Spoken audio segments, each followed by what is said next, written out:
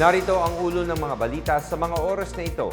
Sitwasyon ng mga klase at medical caravan sa isang paaralan sa Bataan, kinamusta ni Pangulong Ferdinand R. Marcos Jr. 10 bilyong pisong ayuda para sa mga magsasaka at mangingisdang apektadong ng dagdag presyo sa produktong petrolyo, ipapalabas ni Pangulong Marcos. Panawagan ng Pangulo sa Philippine Army na palakasin ang kakayahang pangdepensa at mga hakbang pangkapayapaan.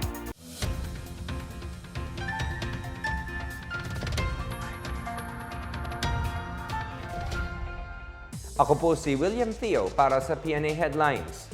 Kinamusta ni Pangulong Ferdinand R. Marcos Jr. ngayong Huwebes ang sitwasyon ng mga klase pati na ang isinasagawang medical mission sa Mariveles National High School, Cabcaben Annex sa Bataan. Ininspeksyon ni Pangulong Marcos ang mga prefabricated classroom na itinayo para tiyaking tuloy-tuloy ang learning continuity sa eskwelahan. Tiniyak ni Marcos na matatag ang mga pasilidad laban sa hagupit ng lindol at bagyo. Matatandaang nagpalabas ang Pangulo ng 9.6 billion pesos na pampatayo ng 4,000 classroom para mapunan ang kakulangan nito sa buong bansa. Pinungunahan naman ni Marcos ang turnover ng mga learning tablet mula sa pamahalaang panlalawigan ng Bataan.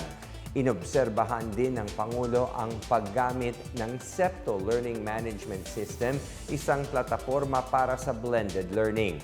Bukod dito, tiningnan din ni Pangulong Marcos ang YAKAP o Yaman ng Kalusugan at Kalinga Medical Mission na isinagawa para sa mga mag-aaral at guro. Samantala, muling tiniyak ni Pangulong Marcos na gumagawa ng hakbang ang gobyerno para maibsan ang bigat ng epekto ng tumataas na presyo ng langis dulot ng bakbakan sa Middle East. Sa isang panayam, sinabi niyang tinitiyak ng gobyerno na sapat ang supply ng pagkain at produktong petrolyo sa bansa. Habang binabantayan ang sitwasyon ng langis sa world market, pinag-aaralan anya ng gobyerno kung paano maabutan ng tulong ang mga maapektuhan ng tumataas na presyo ng bilihin.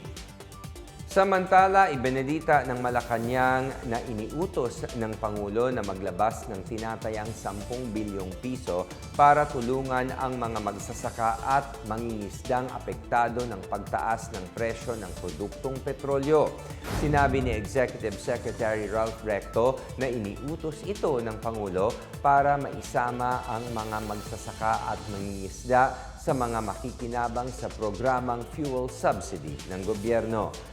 Ayon kay Recto, maaapektuhan ang supply ng pagkain kung mababawasan ang oras ng pagsasaka at pangingisda dahil nagtitipid sila sa krudo. Nasabihan na rin anya si Agriculture Secretary Francisco Tiu Laurel Jr. na alalayan ang mga maapektuhan sa sektor ng agrikultura.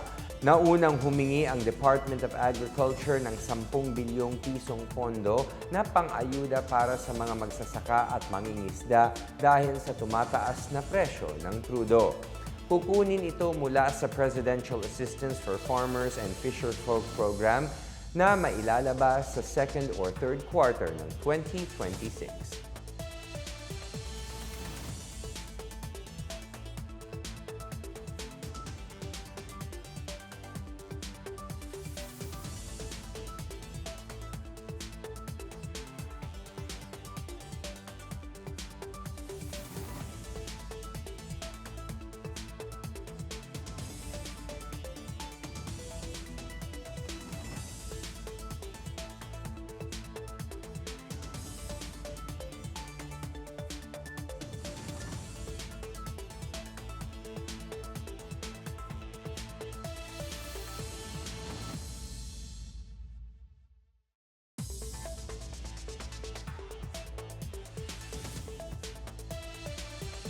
Nanawagan si Pangulo sa mga sundalo na ipagpapatuloy ang pagpapalakas ng kakayahang pangdepensa at pagsusulong ng mga hakbang pangkapayapaan.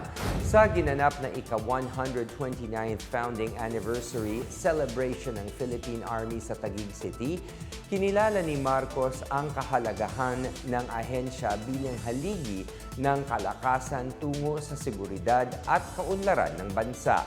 Dagdag pa niya na dapat ipagpatuloy ng Philippine Army ang nasimulan nitong internal security at pakikipagtulungan sa mga ahensya ng gobyerno upang matugunan ang umuusbong na mga banta. Tiniyak din ang patuloy na pag-modernize sa Armed Forces of the Philippines habang isinusulong ang mga programang pangkapayapaan.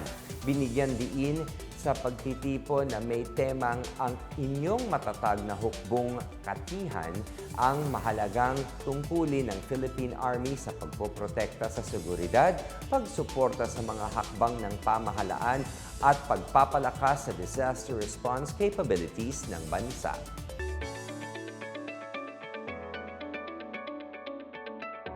Sa balitang pangkalakalan, tinalakay ng Pangulo at mga miyembro ng Private Sector Advisory Council or PSAC ang mga hakbang upang pagaanin ang epekto ng presyo ng langis sa air transport sector.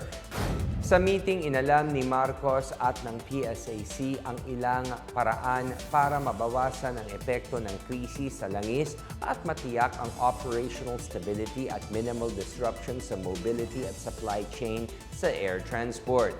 Ibinalita rin sa Pangulo ang pag-adopt ng Civil Aeronautics Board sa 15-day airfare price monitoring at implementation cycle para sa pagpataw ng passenger at cargo fuel surcharges sa mga domestic at international flights.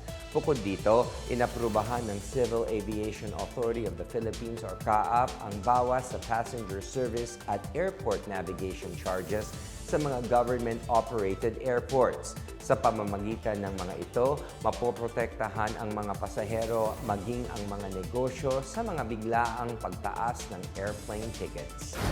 Samantala, pinaigting ng Philippine National Police or PNP ang presensya nito sa mga pamilihan at grocery stores upang mapigilan ang mga hindi otorisadong taas presyo ng mga pangunahing pangangailangan.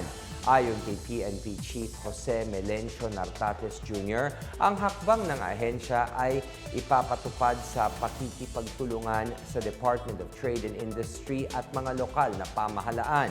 Sa ilalim ng kautusan, mangunguna ang kapulisan sa pagbabantay at pagtitiyak na walang mapagsamantala sa nangyayaring krisis sa pamamagitan ng pagtataas ng presyo sa mga bilihin. Nagbabala si Nartates na haharap sa karampatang parusa ang mga mahuhuling lalabag. Matatandaang sinabi ng DTI na nangako ang mga manufacturer ng iba't ibang pangunahing bilihin na pananatiliin nila ang kasalukuyang presyo ng kanilang mga produkto sa maikling panahon. At yan ang pinakabago at pinakamainit na balita sa mga oras na ito hatid sa inyo ng PNA Headlines. Para sa iba pang mga balita at impormasyon, bisitahin lamang ang aming website pna.gov.ph o ang aming Facebook at X account na Philippine News Agency. Mapapanood din ang PNA Headlines sa pamamagitan ng link sa website ng News and Information Bureau sa ilalim ng PNA News at sa YouTube account ng Philippine News Agency. Ako si William Theo at ito ang PNA Headlines, naghahatid ng mga balitang nagbubuklod sa bagong Pilipinas.